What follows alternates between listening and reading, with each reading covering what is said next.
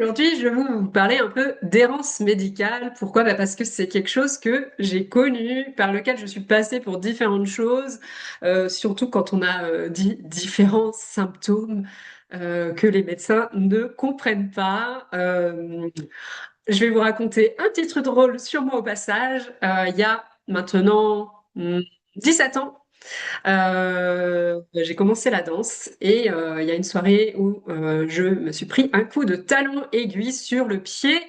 Oui, parce que quand on danse la salsa, il y a certaines femmes qui mettent des talons comme ça et très très fins et sur un pied nu, ça fait très très mal. Mon pied a ensuite enflé. Tout de suite, il a tout de suite enflé. J'ai dû arrêter de danser, j'ai mis de la glace, ça n'a rien changé. J'ai fait une injection d'anti-inflammatoire par un médecin par la suite. Et mon petit orteil a commencé à bouger tout seul. Je vivais à l'époque au Costa Rica et quand je suis entrée en France, j'ai repris ces examens-là. Donc j'ai eu droit à ces psychologiques, voilà. Donc mon pied était enflé, il est resté enflé 1 an et demi. On a réussi à me dire que c'était psychologique et mon petit orteil qui bougeait tout seul. Je suis même allée voir un neurologue avec ça parce que j'avais mal et que je pouvais plus mettre de chaussures qui serraient parce que ça me faisait encore plus mal. Mon orteil étant bloqué, je sentais une douleur dans mon pied au niveau de là où j'ai pris le choc. Et le neurologue, ne voyant rien à ces examens, il me dit, mais pourquoi vous venez? Parce que j'ai mal et que je cherche une solution, forcément. Et en fait, son appareil n'était pas assez précis pour voir dans le pied. Donc, on vous dit, le nerf, ça met 18 à 24 mois à se remettre. D'accord, très bien. Bon, aujourd'hui, ça fait 17 ans et ça fait 17 ans que mon petit orteil bouge tout seul, constamment, incessamment. Voilà. Parfois, j'en rigole et je le montre à des médecins. Personne ne sait rien en faire. J'ai vu des magnétiseurs, voilà, des ostéopathes, des gens qui se sont amusés, qui ont essayé. Ça n'a rien fait. Voilà, donc ça c'est le truc un peu drôle, mais j'ai enchaîné différentes choses comme ça dans ma vie et du coup on a tendance à plus avoir très envie d'aller voir les médecins parce que il y a rien quoi. On fait des examens, il y a rien, avec même des résultats où on vous dit ah c'est super, il y a rien. Bah non, c'est pas super parce que si t'as pas trouvé ce que j'ai, comment je vais faire pour aller mieux et me soigner? Voilà, donc le parcours, il est parfois long et fatigant. Et parfois, on a des blocages à la guérison, des blocages qu'on ne comprend pas, dont on n'a pas conscience. Mais vraiment, pas conscience. Pourquoi? Parce que parfois, c'est, entre guillemets, simplement que dans notre enfance, on a subi des choses graves ou pas graves, mais le fait que on était entre guillemets une victime à ce moment-là de quelqu'un d'autre, de quelque chose, n'a pas été reconnu. Et du coup, en fait, c'est comme si toute notre vie, on va déclencher des choses pour qu'on reconnaisse enfin notre souffrance, qu'on reconnaisse enfin notre douleur. Ça peut arriver également quand des parents sont souvent absents, ou pas forcément absents, mais qui s'occupent de leur enfant que quand l'enfant a quelque chose. Et du coup, en fait, inconsciemment, ce qui s'intègre dans le corps, c'est que, en fait, on s'occupe de moi que quand je vais mal. Voilà, donc pour avoir de l'attention, pour avoir un peu d'amour, pour me sentir aimée, en fait, je vais déclencher des choses comme ça. Voilà, donc sortir de ça, ça peut être assez long déjà, hein, sortir de ce côté psychologique. Si on a vécu ce qu'on appelle du trauma complexe, c'est-à-dire que plein de petites choses sont arrivées, que c'était pas un événement unique, mais que c'était un peu dans notre quotidien. Donc là, moi, je vous encourage à faire des suivis sur du long terme, parce qu'il n'y a pas de baguette magique par rapport à ça.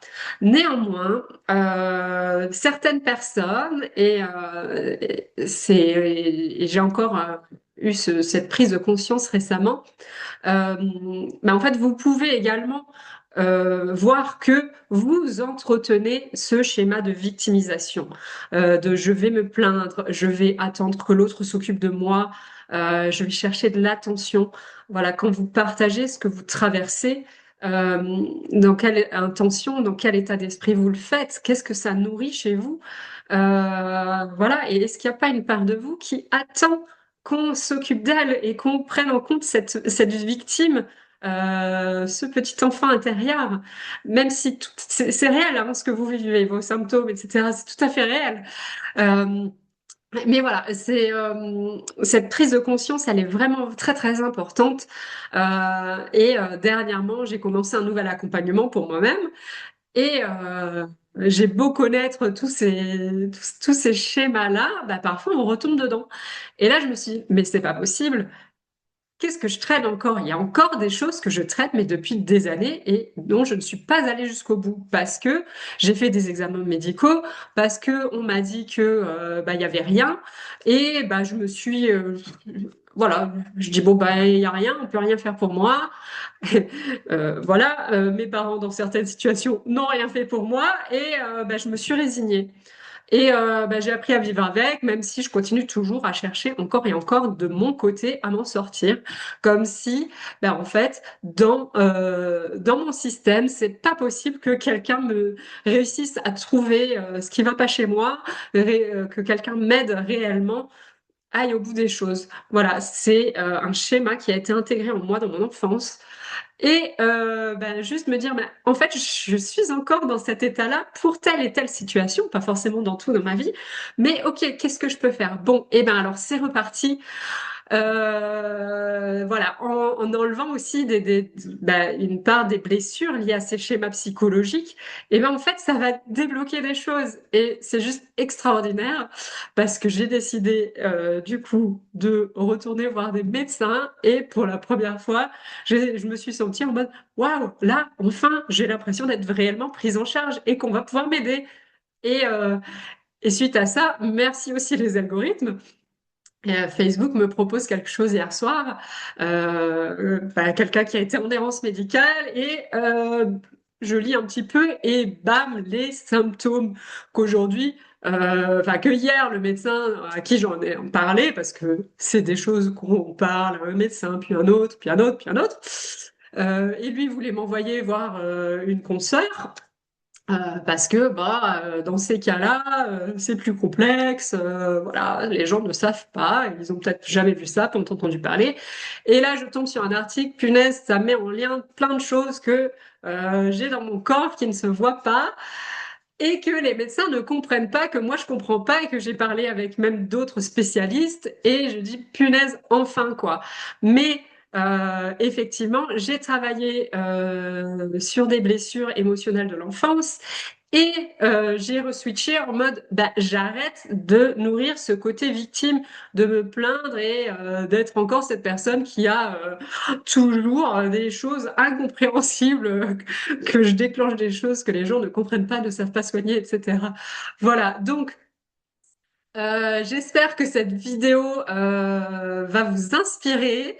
N'hésitez pas à me contacter bah, si vous aimez mon énergie, que vous avez envie que je vous accompagne. Et sinon, eh ben, continuez vos recherches et cherchez la personne ou les personnes avec qui vous vous sentez en confiance et dont vous aimez bien les énergies parce que bah, vous allez pouvoir vous sentir plus en confiance et c'est probablement les personnes qui vous correspondent.